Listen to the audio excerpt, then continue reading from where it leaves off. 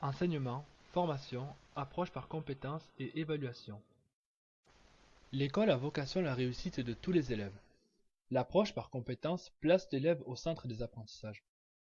L'enseignant doit adapter son enseignement du fait de l'hétérogénéité des classes. Les élèves vont acquérir les mêmes compétences à la fin du cycle, tout en avançant à leur rythme, du fait de leur diversité cognitive, culturelle et sociale. En quoi l'approche par compétences permet la réussite de tous les élèves? Tout d'abord, il convient de définir la compétence et ses composants. Ensuite, d'expliciter les différents types d'évaluation. Et enfin, de montrer les modalités de la différenciation pédagogique.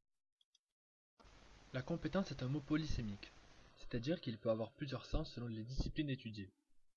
La définition adoptée par le Parlement européen est la suivante. Une compétence est une combinaison de connaissances, d'aptitudes et d'attitudes appropriées à une situation donnée. La compétence correspond à la mise en œuvre de trois notions. Le savoir, c'est-à-dire avoir des connaissances sur quelque chose.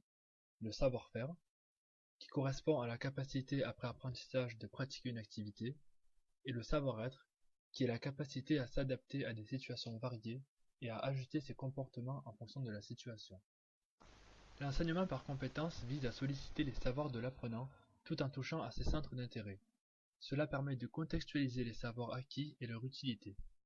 Ce principe donne du sens aux enseignements, ce qui rend l'élève actif.